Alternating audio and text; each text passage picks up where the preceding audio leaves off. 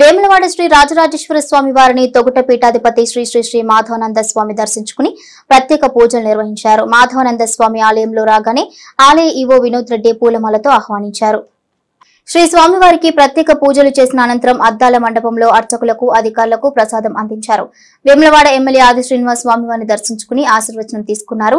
అనంతరం దేవాలయ ఆవరణలో కార్తీక మాసం సందర్భంగా భక్తులను ఉద్దేశించి అనుగ్రహ భాషణం చేస్తూ 100 కోట్ల జన్మలు అనుభవించిన తర్వాతనే మానవ జన్మ వస్తుందని, ఈ జన్మలో చేసే పాపపుణ్యాలు భగవంతుడు చూస్తాడని, మానవ జన్మ తర్వాత మరో జన్మ ఉండదన్నారు. కార్తీక మాసంలో చేసే ప్రతి పూజ భగవంతుని సన్నిధికి చేరుతుందని, యోగ నిద్రలో ఉన్న విష్ణుమూర్తి ఈ రోజు యోగ నిద్ర నుండి లేస్తారని, ఈ రోజు భగవంతుని పూజిస్తే సకల పాపాలు తొలగిపోయి పుణ్యం వస్తుందని అనుగ్రహ భాషణ చేశారు.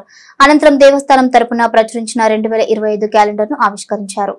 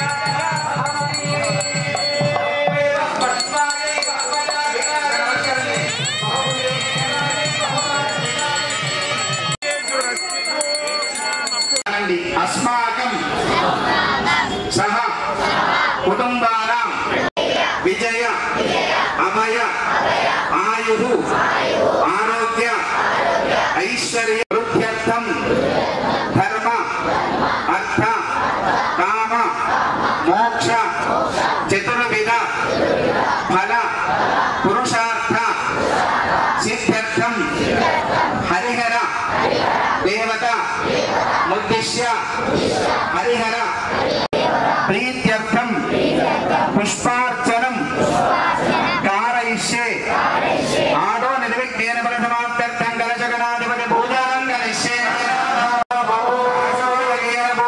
द्रव्याणि देवमात्मानो सम्प्रोक्ष्य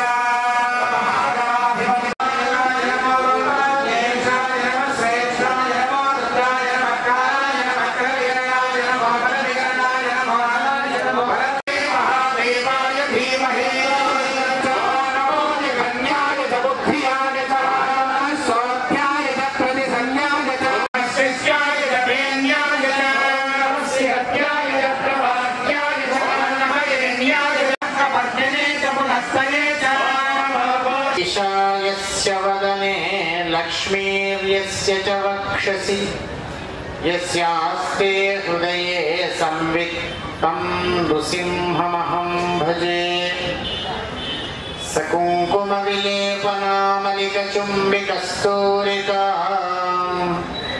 समन्दहसिते क्षणां सशरचापपाशाङ्कुशाम् अशेषजनमोहिनीम् अरुणमाल्य भूषोज्ज्वलाम् जपाकुसुमभासुराम् जपविधौ स्मरेत् अम्बिकाम् भोला शंकर भगवान की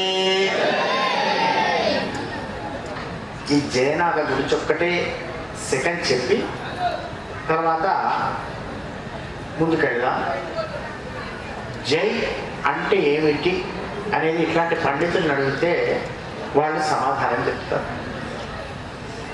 సంస్కృతంలో జయ శబ్దం. జయ అంటే యజ అనర్థం. యజ అంటే పూజ అనర్థం. అంటే మనం ఎవరికైనా జై అన్నామంటే వాళ్ళను మన మాటతో పూజిస్తున్నట్టు లెక్క. ఒకటి. రెండవది, సమస్త సృష్టిలో గొప్పైనటువంటి జన్మ మానవ జన్మ. ఎవ్వరికి లేని అవకాశం, ఏ జంతువుకు, ఏ కీటకానికి, ఏ క్రిమికి, ఏ వృక్షానికి లేనటువంటి అవకాశం, మాట్లాడే అవకాశం మనిషికి మాత్రమే ఉంది.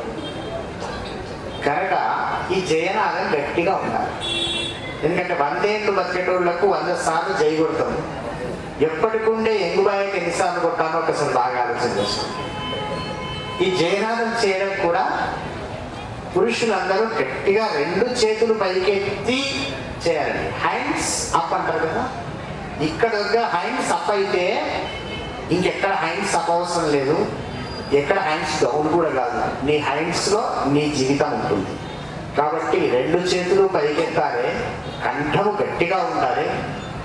అమ్మనేమో 2 చేతులు కంఠము వరకే పెట్టుకోవాలి, వాళ్ళు పైకి చేతులు ఎత్తకూడదు.